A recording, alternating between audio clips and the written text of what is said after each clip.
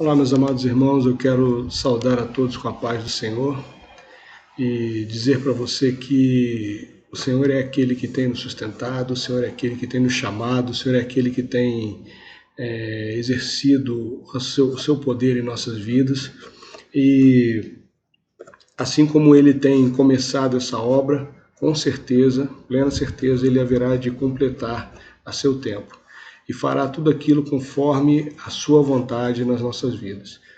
Nessa tarde, a reflexão que eu trago para os irmãos é a respeito da dificuldade que nós temos encontrado nesses últimos dias. Nós temos visto aí várias situações que nos deixam conturbados, situações de cunho social, situações de cunho político, situações de cunho sanitária, a questão sanitária dessa pandemia que está por aí, a questão social, nós temos visto, por causa da pandemia, muitos desempregos, muita situação de empresas fechando, pessoas que nós conhecemos passando por dificuldades, e também questão política que nós temos visto aí o nosso país passando por momentos assim de muita turbulência que nos deixa até preocupados.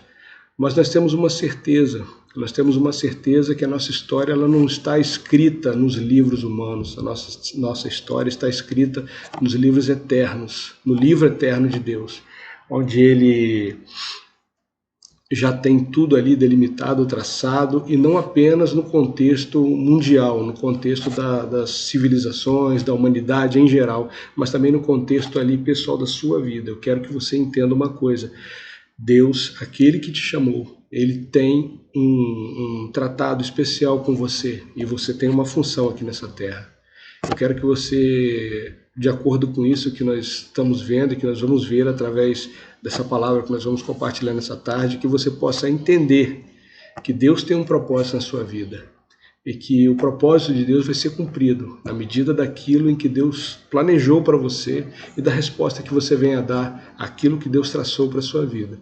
Então, meus queridos, agora nesse momento eu gostaria de pedir a você que pegasse a sua Bíblia ou anotasse no papel, da maneira como for melhor para você, e você fizesse depois o seu estudo e a sua reflexão, o seu momento de meditação, com isso que nós vamos compartilhar agora, e orasse sobre essa palavra, pegasse tudo isso que você vai ouvir, que você vai ler, e orasse sobre isso, e pedisse a Deus que trouxesse aquilo como realidade na sua vida. Porque Deus ele está fazendo um trabalho nessa vida, uma obra, uma restauração, uma reconstrução ou uma construção. Ele está te levando para algum lugar. E eu gostaria de pedir a você que agora abrisse sua Bíblia no livro de Filipenses. Vamos ler aqui no capítulo 1, e eu vou ler aqui uma passagem do versículo 6, que diz o seguinte: eu estou plenamente certo de que aquele que começou a boa obra em vós, em você, há de completá-la até o dia de Cristo. Até o dia que você vier a se encontrar com o nosso Deus, com o teu Deus, aquele que você tem amado, servido, se entregado a Ele, até esse dia Deus estará construindo uma história na tua vida. Deus estará te aperfeiçoando, te fazendo ser cada vez mais parecido com Ele e te transformando o seu caráter, transformando a sua vida, suas decisões, suas ações e fazendo com que você esteja na posição em que Ele quer que você esteja. E dessa forma, o apóstolo Paulo, que falou essa passagem lá de Filipenses 1,6 que nós lemos, ele continua dizendo para aquelas pessoas ali, dizendo o seguinte: portanto, meus irmãos, amados e muito saudosos, ele tinha saudade porque estava longe, minha alegria e coroa, sim, amados, permanecer desse modo firmes no Senhor. Essa exortação que Paulo dava ali aos filipenses é a exortação que nós temos que trazer à nossa alma, porque ela é trazida pelo Espírito. A todo instante o Espírito insta com cada um de nós a que nós permaneçamos firmes no Senhor, permaneçamos firmes, porque Ele é aquele que tem nos dado o seu Espírito, tem nos dado a sua palavra, tem nos colocado para caminhar no seu caminho e tem nos dado um norte, uma perspectiva, um futuro, uma visão para nós enxergarmos e realizarmos e andarmos no caminho que Ele tem traçado. Queridos, porque se nós não respondermos dessa forma, nós perderemos tempo na nossa vida com coisas que não vão edificar a nós. Então nós temos que, como diz Paulo ali, permanecei firmes no Senhor. Permanecei firmes no Senhor, porque Ele está fazendo uma grande obra. Outra coisa que Paulo fala, lá em Filipenses 4:1, alegrai-vos sempre no Senhor. Outra vez digo, alegrai-vos. Querido, eu quero dizer para você que não apenas no conhecimento bíblico, mas eu tenho a dizer para você que conhecimento pessoal da minha vida se você conversar com vários irmãos, você vai perceber, e até de repente você teve essa experiência, de que, olha aqui o que Paulo fala, alegrai-vos sempre no Senhor. Outra vez digo, alegrai-vos, alegrai-vos. Aí você fala, mas pastor, não tem como me alegrar sempre, não tem como me alegrar sempre. Não tem como você se alegrar sempre se você não tiver a perspectiva de Deus, se você não tiver a visão de Deus, dos fatos, do curso da história, do curso da sua vida. A obra que Deus está construindo na tua vida é Deus que está construindo. Entendeu? Então ela vai chegar a bom termo. Então, outra vez digo, alegrai-vos. Por que eu falei que não apenas no conhecimento bíblico, mas na minha vida? Quantas e quantas vezes eu me vi em situações em que eu reclamava com Deus e falava, por que eu estou passando por isso? Por que isso está acontecendo desse jeito? Eu não queria estar aqui. Reclamava, irmãos, reclamava e já estive em situações de estar em franca rebeldia com Deus. E depois, lá na frente, muitos anos à frente, eu fui olhar para trás e eu vi que Deus tinha construído toda uma história, e através daquilo que eu achei que era ruim, que eu não me alegrei no Senhor, que eu não dei graças, como diz a palavra, né? Aquilo tinha sido um caminho de muitas pedras que me levou a uma posição onde eu tinha que estar num determinado momento, porque a bênção estaria ali. E eu precisava estar ali, naquele ponto da minha vida. Senão eu não estaria ali naquele ponto de receber a bênção quando eu chegasse ali naquele momento da minha vida. Então a gente tem que se alegrar e confiar no Senhor. Tá difícil? Tá difícil? Senhor, eu não estou entendendo, mas eu sei que eu entreguei minha vida foi a Ti, foi ao Senhor que eu entreguei minha vida, eu tenho sido fiel, eu tenho buscado Te agradar, buscado andar na Tua palavra, andar na Tua verdade. Então eu tenho certeza de uma coisa, se eu estou passando por isso, é porque é para o meu crescimento, e eu glorifico o Teu nome. A palavra de Deus continua dizendo o seguinte, que quando você estiver nessa situação de dificuldade na qual eu já me encontrei, eu acabei de relatar para os irmãos, não venhamos a dar mau testemunho. Está passando ali aquela dificuldade, não está entendendo, as coisas não estão do jeito que você quer, o culto não está acontecendo como você gostaria, a tua igreja antiga é diferente, você não consegue tirar ela da cabeça. Meu irmão, entenda uma coisa, nós somos cristãos, nós temos que florescer onde Deus nos plantou, floresça onde está plantado, dê frutos onde Deus te plantou, entendeu? Então, de repente, o louvor da igreja não te agrada. Meu querido, você não vai à igreja para assistir um show evangélico, você vai à igreja para louvar. Então, se o louvor estiver acontecendo lá, louve. É o seu louvor que Deus vai estar recebendo. Sabe, Deus não vai receber o louvor que os irmãos estão fazendo se for legal, se te agradar. Tem gente que gosta de hino mais animado, quando toca um mais lento, aí a pessoa fica, por quê isso aí e tal, pô, não dá aquele ânimo. Eu já digo para você que eu prefiro os mais suaves, mais reflexivos, mas glória a Deus, a gente pula quando tem que pular, a gente dança quando tem que dançar, corre quando tem que correr. Por quê? Porque tudo tem o seu momento, tudo tem a sua hora, tudo tem a sua forma, e nós temos que entender que se vem de Deus é porque tem que ser daquele jeito, E Paulo fala o seguinte, seja a vossa moderação conhecida diante de todos os homens, perto está o Senhor. Seja a vossa moderação. Se não te agrada, amigo, não anda chutando lata pela rua de cabeça baixa com a mão enfiada no bolso, não. Vai dando glória a Deus, porque pode ser que o teu exemplo seja a última palavra que faltasse na vida de alguém que está precisando encontrar o Senhor. aquele teu exemplo de positivismo, de alegria, cheio do Espírito Santo, pode ser aquilo que esteja faltando para influenciar a vida de alguém. Então, seja a vossa moderação, seja moderado, seja pacífico, seja calmo, seja ponderado. Seja ponderado. Não ande pela rua de cabisbaixo chutando lata, como se o mundo estivesse acabando. Você tem o Espírito de Cristo em sua vida.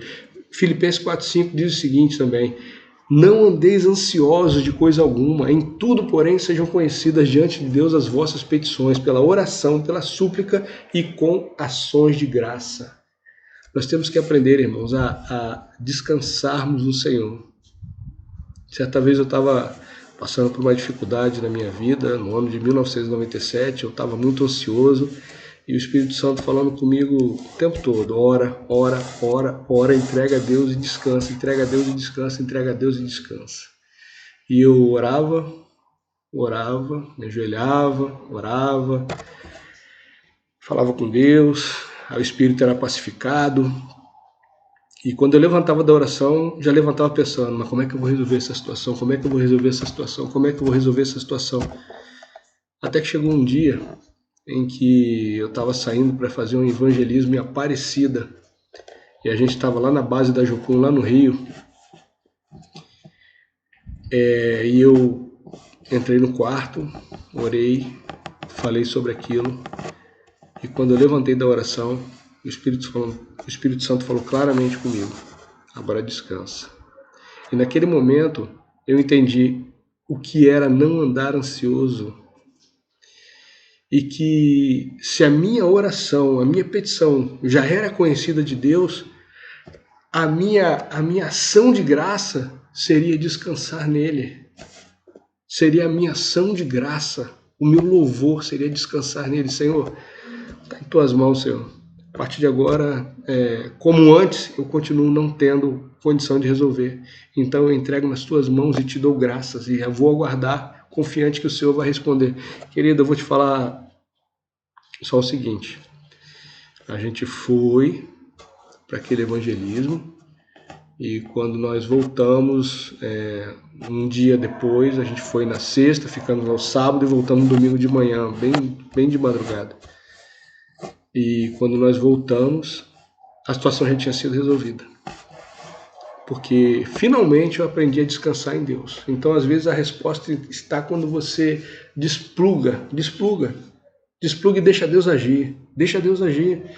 Filipenses 4,6 diz o seguinte: a paz de Deus, que excede todo entendimento, guardará o vosso coração e a vossa mente em Cristo Jesus. A paz de Deus, que excede todo entendimento, querido. O que tem faltado muito nos nossos dias é paz.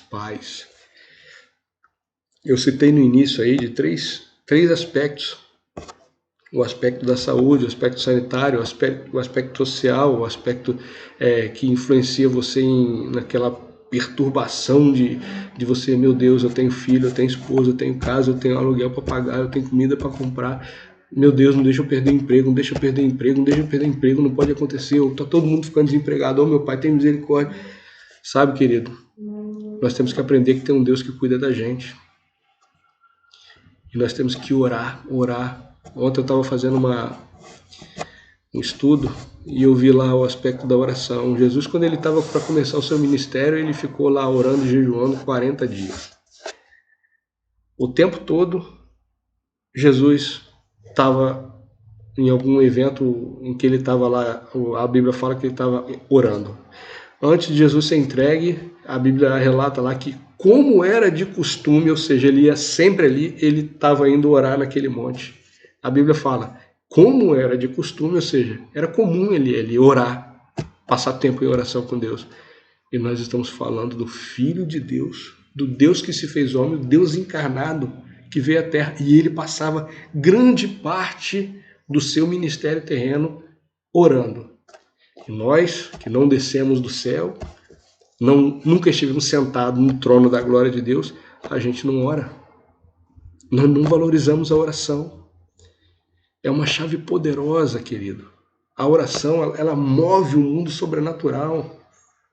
Ela traz resposta de Deus. ela muda circunstâncias, ela muda, ela tira reis, ela coloca reis. Entendeu? Então nós temos que entender isso, que o poder de Deus é liberado quando nós oramos. As bênçãos de Deus chegam quando nós suplicamos, quando nós pedimos, quando nós apresentamos a Ele a nossa petição com fé. Finalmente, irmãos, o que é que nós temos que fazer para ter essa mente, esse coração, essa paz? Estávamos guardados em dias de tanta falta de paz, como eu falei agora há pouco. A gente se preocupa com a saúde, com o emprego, a gente se preocupa daqui a pouco vai acontecer uma guerra civil no Brasil, vão tentar tirar o presidente, vai não sei o que, o Congresso, não sei o que lá, o Supremo, tal. Querido, deixa eu te falar uma coisa, tá tudo debaixo do controle de Deus, e se tiver que acontecer, vai acontecer, e você vai estar guardada do mesmo jeito, você vai estar onde Deus quer que você esteja. Descansa e confia nele. Entendeu? E o que eu preciso fazer, pastor? O que eu preciso fazer?